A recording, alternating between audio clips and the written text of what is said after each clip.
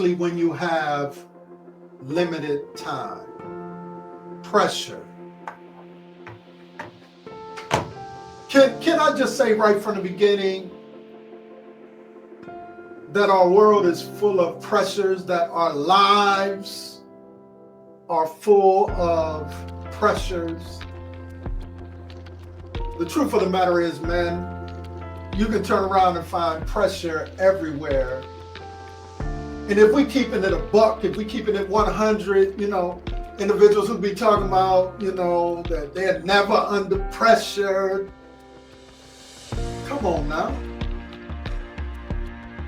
Yeah, we all have levels of pressure. Somebody ought to take your finger tonight and say, I know that's right.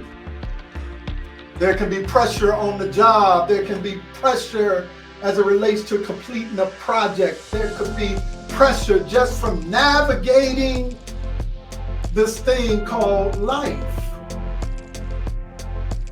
Raising children, being responsible for things. All of these things bring their levels, if you will, of pressure. Working a 9 to 5 brings some pressure. Bills bring pressure. The old folk used to talk about when they would say that folk is stressing them out, they'd be like, you're working on my pressure now. You're working on my pressure. Life is full of all of these pressures. And so we have to be honest about that right from the beginning. We all have our levels of pressure. But there are things that we can do to mitigate that pressure. There are tools that we can use that would help us alleviate some of that stress.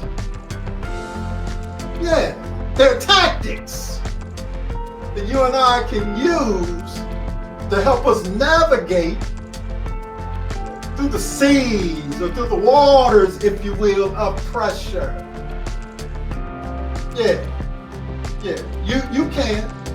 I know they may be working on your pressure, but you can develop some tools that will help you to cope with some of the pressure. Can I say it like this? Whatever it is, the first thing, it could be a project on your job. It could be navigating your home and your household. It could be the pressure of maintaining a certain lifestyle. But let me say it like this. The first thing that you need to do is focus on the task or the project at hand first, not simply on the outcome. See, oftentimes our pressure comes because we're looking at what will the outcome be. Have you ever been in a space and you're thinking about what will happen at 5 p.m., but you're just starting the project at 8 p.m.? And so because you spend so much time worrying about the outcome, you lose focus on the task or the project at hand.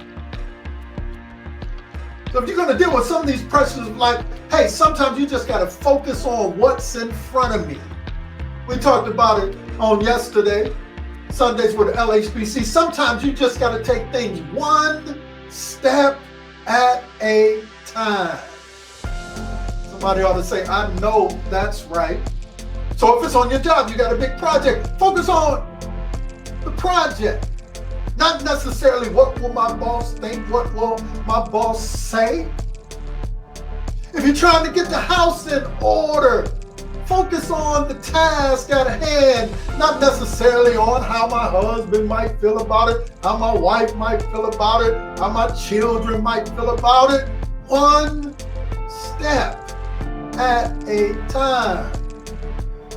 This is why they say, even if you are trying to get your house together, they say, listen, are you trying to do a remodeling project in your house? They say, don't try to do it all at one time. Do one room. Work on one room at a time. Because when you begin to focus on all of these tasks and all of these things that you have to do, you start to think about the outcome. Instead of just focusing on the task, it'll add all types of stress, all types of pressure onto your life. So focus on the task, one step at a time. Number two,